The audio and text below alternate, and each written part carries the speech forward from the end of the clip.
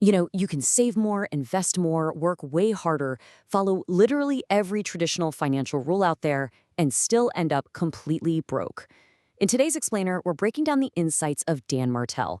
He's a guy who went from being a completely broke 22-year-old to a $100 million CEO. His secret? Well, he realized pretty quickly that true wealth doesn't come from playing by the rules. Welcome to the Explainer. Today we're shifting gears.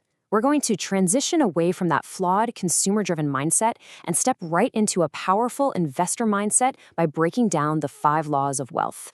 Okay, let's dive right into this. First off, we need to explicitly define the difference between a rule and a law. Rules, well, they can be broken, right? And honestly, in today's economy, they become outdated extremely fast. But laws? Laws are immutable. They're absolute truths. If we want to build real, lasting wealth, we've got to stop following temporary rules and start obeying permanent laws. So, here's our roadmap for the journey today. Number 1, wealth is a ratio. 2, buy back your time.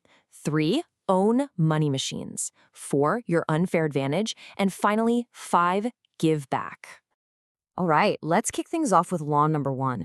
Wealth is a ratio. Right out of the gate, we need to smash this persistent myth that your wealth is defined by the sheer number of dollars you bring home every year. Take earner A, for example. They make $80,000 a year, but they only spend $50,000. Now compare that to earner B, who makes a whopping $300,000 a year, but spends $290,000. Who actually feels wealthier? It's earner A, no question. They've got a $30,000 gap, while earner B is sweating bullets over just 10 grand of breathing room. The gap, that space between your income and your lifestyle, is what actually matters. Dan actually learned this really early on from his incredibly wise dad, who used to tell him, it's not what you make, it's what you keep. You literally cannot outwork a non-existent wealth gap. Think about it. If you lease that flashy new BMW or upgrade your entire living room the exact second you get a raise, you are just destroying your ratio. Which brings us to law number 2, buy back your time. There's an ultimate dividing line here. Broke people, they buy stuff, they buy liabilities. Rich people, on the other hand, buy time, they buy leverage. You see, you never actually pay for things with money. You pay for them with the time it took you to earn that money. So the ultimate flex isn't designer jewelry. The ultimate flex is buying leverage. Let me share a quick story from Dan's life to really prove this point. When he was just 26 years old, he was pulling in up to $300,000 a year. But his secret weapon? The number 12. He was driving a 12-year-old car. Now, people around him thought he was just being ridiculously cheap, but instead of buying a brand new liability to show off, he used that exact money to invest in his team, his business, and ultimately his time. Let's break down how this builds into an actionable system called the buyback loop. Step 1, audit your calendar. Highlight the tasks that give you energy in green and the ones that just drain you in red. Step 2, transfer those red, repetitive tasks to someone else. Better yet, use AI to handle them. And step 3, actually, this is absolutely the most critical part. Fill that bought-back time with income-generating skills. Because if you don't fill that free time with things that make you more money, well, the whole loop is kind of a waste. Now we're shifting gears into law number 3, own money machines. This sounds simple, but it is incredibly profound. A money machine is an asset that makes money when you're not around. The absolute wealthiest people in the world, they aren't just earning from the work they do today. They're earning from the work they did in the past to acquire assets that are paying them right now. There's just a massive difference between time income and equity income. Time income stops the exact second you stop working. Equity income pays you whether you show up or not.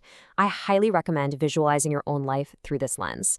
Dan nailed this. When he started his company, Spheric, at 24, he didn't take a salary. He deferred it for equity. And when he eventually sold that company, the payout from that equity was astronomically larger than any combined salary he ever could have taken. Okay, I've got to deliver a bit of a tough love reality check here. Your primary home is not a money machine. I know people love putting it on their personal net worth spreadsheets, but realistically, it costs you property taxes, it costs you maintenance, and of course, a mortgage. It does not pay you while you sleep, so it really doesn't count as a true sleep money asset. This leads us right into law number 4, leverage your unfair advantage. Listen, I need to warn you, the absolute fastest way to lose your money is by investing totally outside of your specific life experience. Let me tell you about Dan's disastrous venture into Detroit real estate. This guy named Bryce pitched him what sounded like an incredible deal, buying bank-owned homes in Detroit for just 10 grand a pop. Now, Dan's Canadian. He had zero real estate experience and knew absolutely nothing about the Detroit market, but the pitch sounded great. So naturally, he jumps in completely blind. Exactly 2 years later, Dan's brother decides to fly out to Detroit to physically check on their brilliant investment. The result? Zero. His brother calls Dan the afternoon he lands, basically to say the homes were boarded up, practically burning down, and were just massive liabilities. They had to frantically find someone to literally just take the properties off their hands. It resulted in a total loss of all their money. It's kind of a comedic tragedy, but it's exactly what happens when you don't stick to your lane. So to avoid that exact scenario happening to you, just stick to these 2 golden rules for investing. First up, do I have specific knowledge? Warren Buffett always says to buy what you know, right? Like Coca-Cola or Dairy Queen. Dan knows AI and software cold, so that is exactly where he invests. Second rule, can I explain the investment in 1 to 2 sentences? If Dan can't easily explain a complex investment to his spouse in a single breath, he simply walks away. And that brings us to our final law, law number 5, give back. Here's the reality of it all. Money is a flow, it is not a storage place. Dan actually used to wastefully hoard coffee rewards and travel points, trying to optimize every single little detail. But he learned from experience that if you just hoard and fiercely protect your money, it stagnates. True wealth actually expands 10 times over when you send the elevator back down and let money flow out to help others. So here's your action plan for giving. Number 1, pick a charity solving a pain that you personally felt in your life. Make it mean something. Number 2, give before you're ready, whether it's tithing your money or just your time. Honestly, if you won't give when you have a little, you definitely won't give when you have a lot. And number 3, let go of scarcity. Dan once gifted the book Think and Grow Rich to 10,000 at-risk kids in his local community, and he says that act alone made him feel wealthier than any business deal ever could. Which brings us to a final provocative question for this explainer, and it's a big one. Will you let go of your scarcity mindset to build true wealth? Look, the old rules of just working harder and saving more, they're meant to be broken. It's time to take immediate action. Adopt these 5 laws, escape the rat race, and actually start building the life you were meant